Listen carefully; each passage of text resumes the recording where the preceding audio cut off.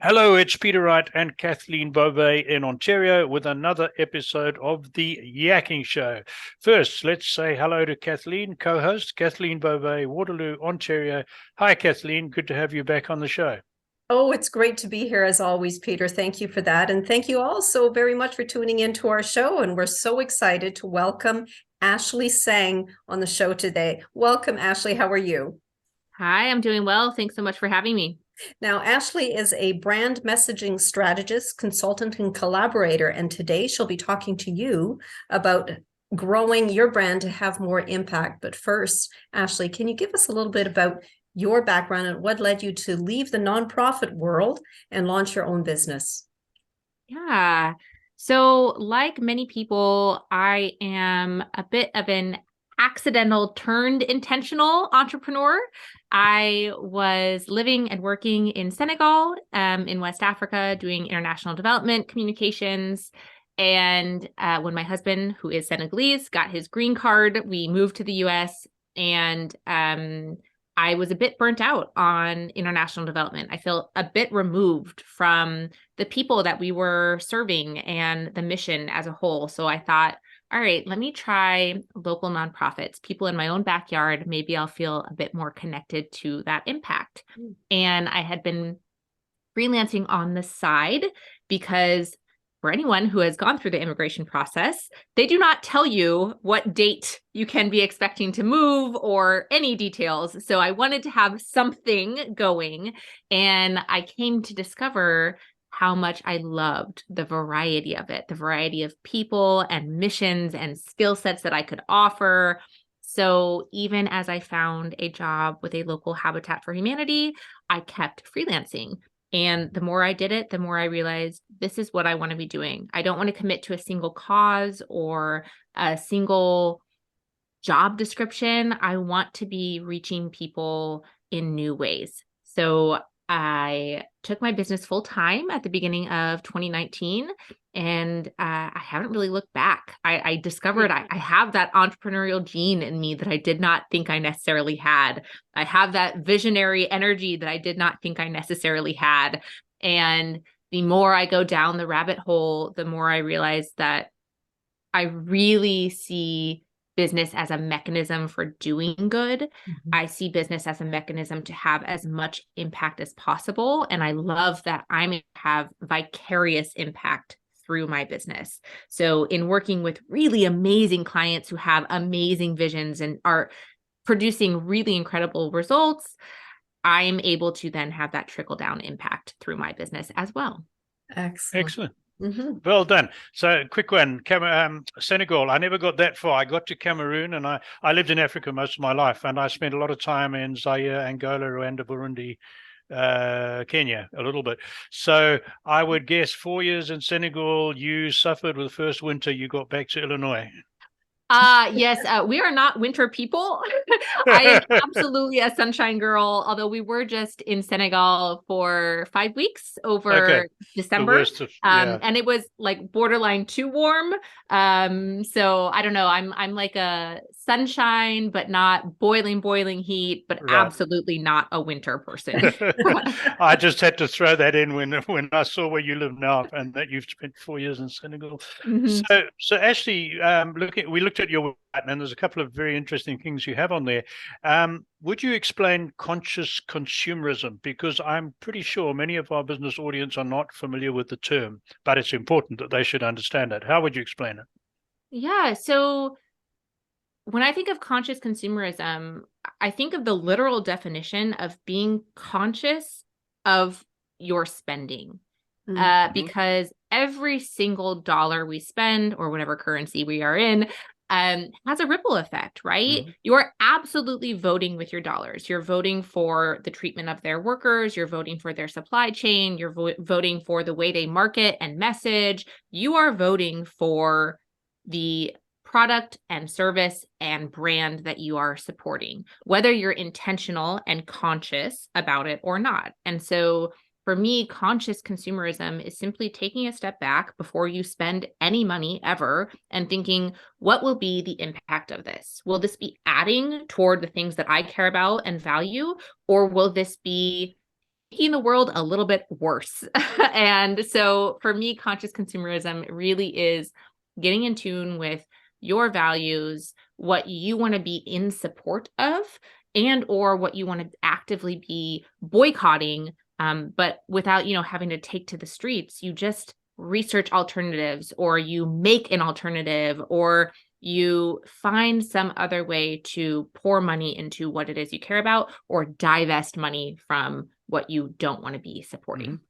Okay. No, good explanation. And I think we all do that, even us old people like myself. We do that perhaps somewhat subconsciously because of what we've heard or come to believe about certain producers. Thank Absolutely. you. Yes. Well, Kathleen. Ashlee, we've had the great pleasure of interviewing many brand experts on our show, but can you tell us what sets you apart? Yeah. So on paper, it is the fact that I focus on values alignment. And that's actually something I talk about very often in my content, is that your values are how you stand out. It's how you set yourself apart. It's how you build that trust with people, because there are a million and one other podcast hosts or brand strategists or copywriters or mindset coaches or accountants, whatever it is that you offer, whether you're a product-based business or a service-based business, there are so many other people who offer what you offer. Of course, you have your own nuance, right? But it really comes down to your values. So the fact that I focus on values as a mechanism for building a brand is a little bit special. And then on a personal level, you also bring that personality side, right? So in working with me, it's that little bit of magic that comes with working one-on-one with a consultant. It's my unique perspective and experience and way of distilling your ideas that are inside your head and heart, and creating that bridge from you, the visionary, to the people you want to reach through your business and through your brand. So it's a little bit of the logistics. Let's really get into what is your message? What are your values? How do you want to be known? How do you want to make people feel? Those are the nuts and bolts, the things that we can very tangibly describe and write out on paper.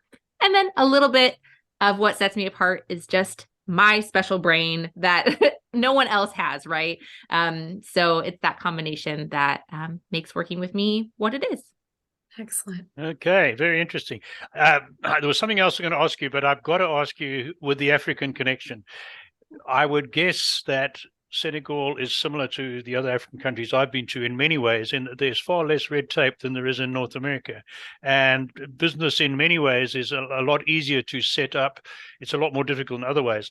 But the philosophy is it's quite easy to set up a business and to do it. You don't have to worry too much about obeying all the rules. Let's put it that way. So do you find that having spent 4 years in an environment like that has helped you in getting your clients in North America now to think outside the box and look at things a little differently? So did that experience help you? What's your opinion?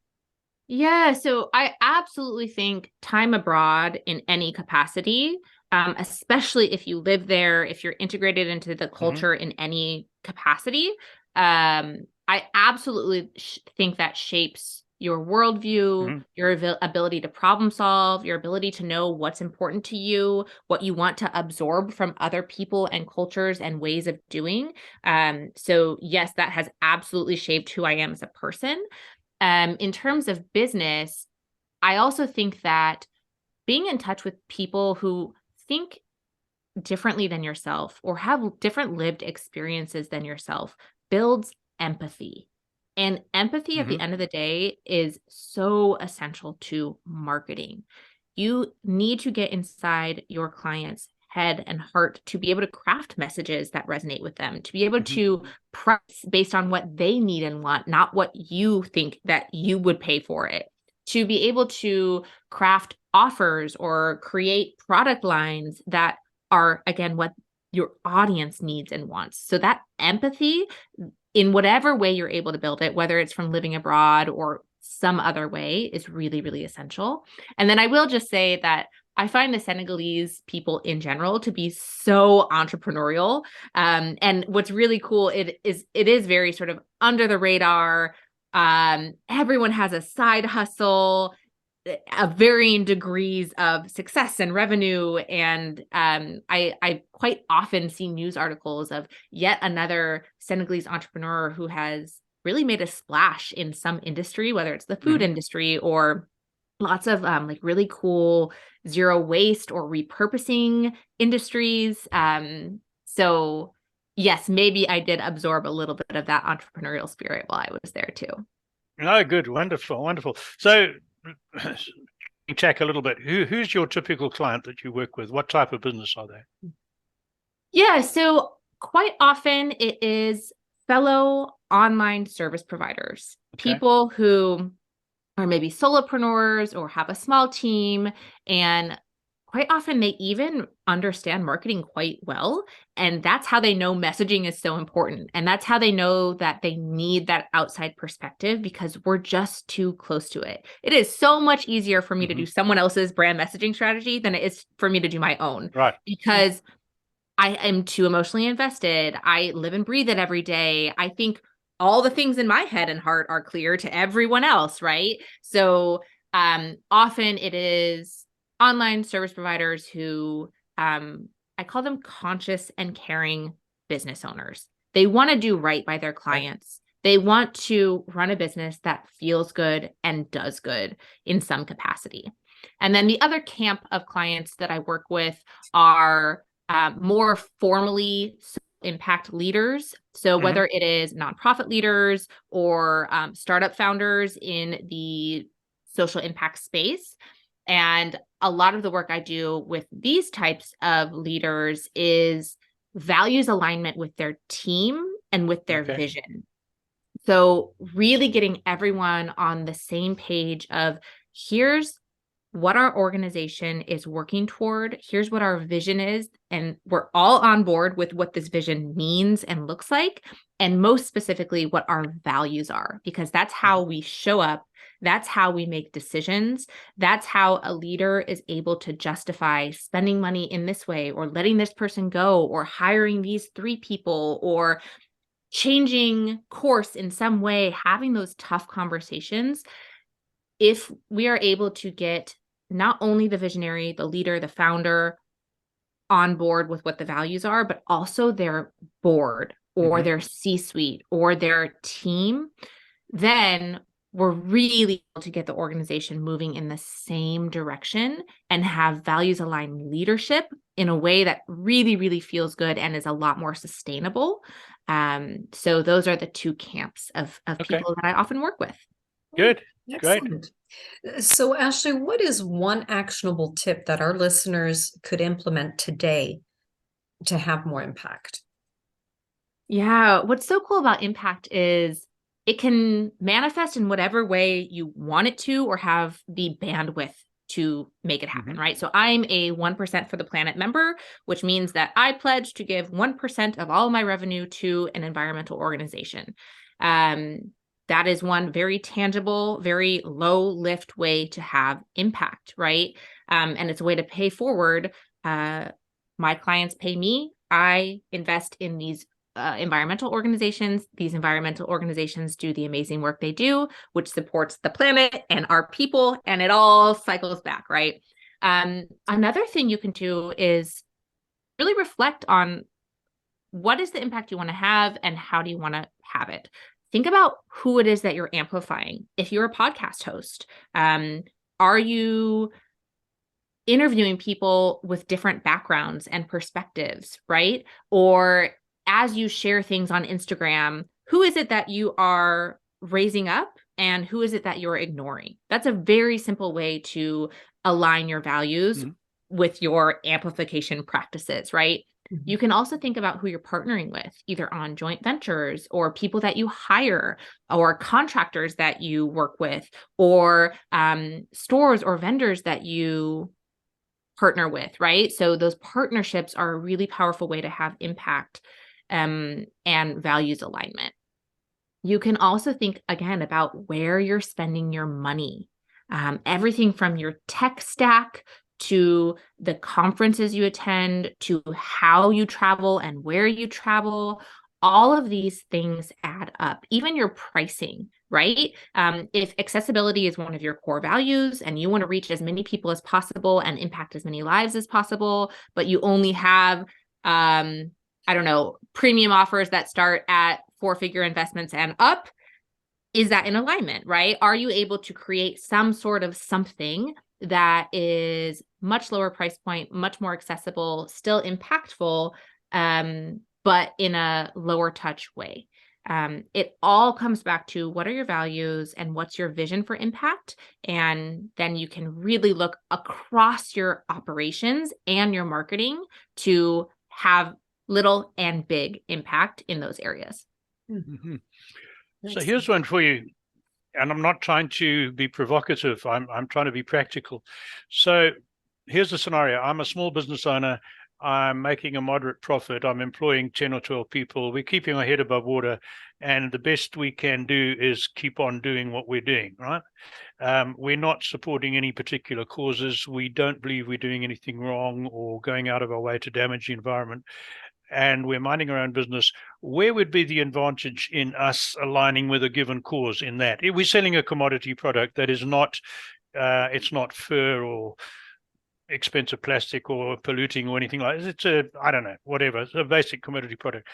Why should we make the effort to align with or support a cause and take our eye off the ball of what we're doing?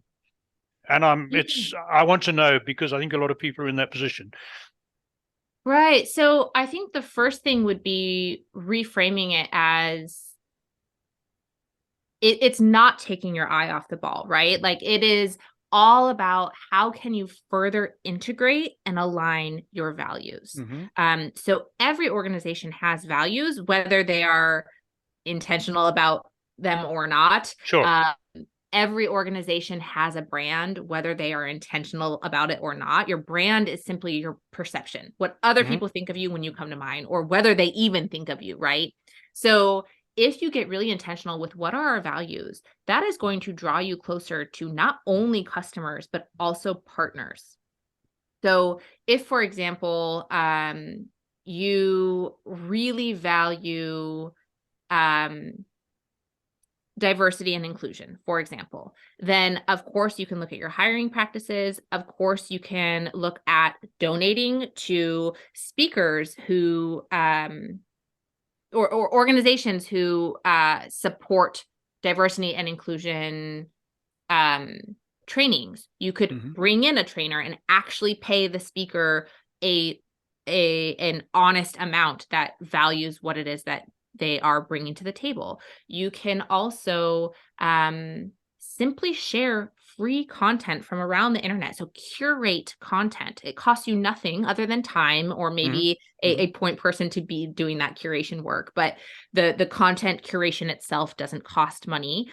And all of that is about being in integrity and alignment with your values so that you're able to build trust. If you say that transparency is important to you, or if you say that a luxury experience is important to you, or whatever it is that you value as a brand, living out those values and leading with those values will only bode well for the business. It will build trust amongst your customer base, amongst your team, amongst your partners. It will attract more people who also care about those things, or who respect you for making those choices and putting that stake in the ground and saying, I stand for this. And again, that is how you stand out. Because if you are just, let's say you make t-shirts and you have nothing special about the t-shirts other than it's a great t-shirt, then why would people spread the word about you? Why would you get press coverage? Why would you have a booming referral business? Why would people want to have you on their podcast? Like, et cetera, et cetera, et cetera, right? You have to have something that people can cling on to. And then lastly, investing in causes, again, whether it's monetary or not, keeps that energy flowing, and especially that money flowing. So when you invest in something, it often comes back to you, whether it's direct profits or future partnerships or whatever it is. that money really is an exchange of energy and intention, and money makes the world go round. So investing in something that you care about will bode well for your business. It's like Sure. So whatever you give out is what you'll receive in We'll get return. back. And Right. the more you give, you'll get back. What's that? What they say, Yeah. tenfold. Can I just press Ashlee a little bit on this Yes. one? So let's use your press in a good way, because I'm trying to get information for our audience and I'm enjoying what I'm hearing. So let's go back to the t-shirt producer. So if that t-shirt printer, seller, whatever, decided I've got to help the world a little bit, and I'm no longer going to buy t-shirts that are produced in sweatshops in Bangladesh, which has some deplorable, their garment industry has a terrible name for being sweatshops, right? So I'm going to support some small artisanal t-shirt producers in America. Keep the money in America and support small communities, small villages, small towns in America. And then they use that in their branding. Is that the sort of thing we're talking about? Would that be in alignment with some good values, do you believe? Yeah, it could be, right? So, okay, two thoughts here. One is look at every single aspect of your operation. So yes, like I feel like a sweatshop is a very extreme example. Like, yes, sure, that is almost definitely always the right decision, is to go away from the sweatshop and toward an ethical supply chain. But let's say, for example, you already have an ethical supply chain and you make some other tweak, right? As long as you're able to justify it based on your values, then it's a good choice, right? And if you're able to communicate it, that's the most important part, because maybe it'll raise prices for your customers, or maybe it will impact the deliverability time or something like that, right? If you're able to justify why you're making this change, again, to your team, to your customers, to your partners, then your values are a really, really powerful tool to make that justification. And then secondly, I think you said something like, would that be, good values or a good choice or something like that? And in my framework, no value is inherently good or bad. Of course, I believe there are like good and bad companies in this world, but let's take the example of inclusivity versus exclusivity. At face value, you might think one is better than the other, but really it's about your audience and it's about how you define and enact that value. So if, for example, I want to create a community for people with some sort of traumatic experience and shared identity, having an exclusive community for people with that shared identity could be very, very essential to having a safe space, to having the transformation I want to have in their lives, because having too many different perspectives or other life paths might distract or create a lack of safety for them to show up in their fullest capacity, right? So in that case, exclusivity is a core value of mine, and that is how it manifests, and that is super important to the deliverability of my promise. Whereas if I'm creating an entrepreneurial community and I want to have it be as inclusive as possible, different religions, different offers, different countries of origin, all of those perspectives will add richness and color and interest to the group, and we can all learn from each other. So inclusivity in that case is going to be such an asset to my business model and the way that I talk about my community, etc. So inclusivity or exclusivity is not good or bad. It is simply how I define it for my business, how it manifests for my audience, and how I make my operational and marketing decisions around that value. That's right. Wow, well done. That's one of the most sensible explanations of or references to inclusivity I've ever heard. So well done for that one. Good. Yes, absolutely. Back to you, Kathleen. So Ashlee, if I were to contact you as a client, can you walk me through the process or the initial steps you would take with me? Yeah, thank you for asking. So often it's a conversation to see what exactly your needs are, which of my offers would be the best fit for you, or if someone else in my network would be a better fit for you and where you are and what your vision is. But assuming we would be a good fit, My sort of signature offer is a Messages That Matter VIP Day, which is a values-aligned brand messaging strategy intensive. And so with that, I send a pre-questionnaire to really get the juices flowing, because we write differently than we speak. And sometimes we have all these ideas swirling around and we just need a place to dump these thoughts. And a lot of times we've been thinking about them in the back of our head, but we've never sat down and taken the time to get them out on paper. So that's the sort of pre-work. And then we get on a call face to face and deep dive into those responses. And that is where that sort of bit of magic comes in. I ask those probing questions of, what do you mean by this? Or, oh, can you tell me a story around that? Or how has this looked in the past? Or et cetera. Why is this so important? And often, almost without fail, the client will say, oh no, I'm starting to ramble. And that's how I know we're getting to something good, right? That's how I know they're so passionate about it, or this has been so essential to their business journey or their business vision. And then I go off and distill everything that we've captured via the questionnaire and via the real conversation. And I create a brand messaging guide, which is a living, breathing document. It's not a beautiful slide deck like graphic designers often create. It is a Google Doc that is meant to be copy and pasted and marked up and evolve as the business evolves, as the audience evolves, as the offers evolve. And then we get on a wrap-up call. And that is where we go over the guide line by line to make sure it sinks in and it feels right and it sounds like them. And then I bake in an empathetic accountability call, maybe 2 to 4 weeks afterward, because a strategy is only as good as it is implemented. So I like to check in and go over, how's it going using this guide? Do we need to update your IG bio? Are you in the midst of pitching podcasts? Are you redoing your about page? What is it that you're working on that we can directly apply this guide that we co-created and get that momentum going? So that's what it would look like to have a Messages That Matter VIP day together. And then, of course, I have other ways to work with me as well. Oh, Wow. No, that sounds really good. Very good.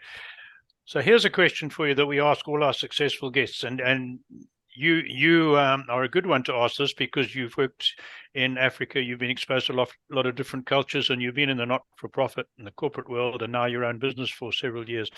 So actually, in your mind, is there one characteristic or habit or value that sets successful people apart from those that remain average? And I don't just mean acquiring wealth. I mean having a well-balanced life, health, and everything else.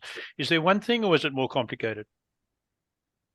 Yeah, I have found that for entrepreneurs, for visionaries, for people who really make their mark in this world, it is the fact that they see the world differently than everyone else. The fact that they question the status quo and that they are deeply committed to making purposeful progress toward whatever change they want to see. I have a whole podcast called Purpose and Progress, specifically around that idea of entrepreneurship is really an exploration. It is a journey. It is a manifestation of the change you want to see in this world. And so I think those characteristics are really what set people apart, and specifically successful entrepreneurs. Excellent. Very good. Excellent. We are running short on time here, Ashlee, but please tell us how people can contact you.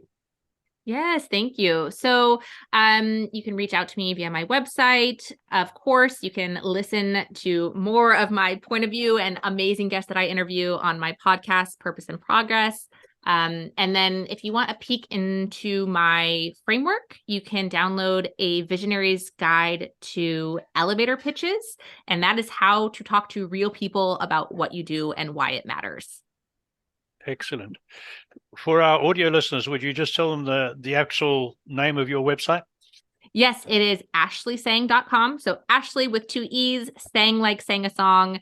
And that is my name sort of all over the internet. And yeah, I'm happy to connect in whatever way people like. And they can reach your podcast through your website as well? Yep, ashleysaying.com/podcast. And the elevator free download is ashleysaying.com/elevator. It's all very simple, very easy. It's I know we've been to the website. It's easy to navigate. So that's great. Thank you very much, Ashlee.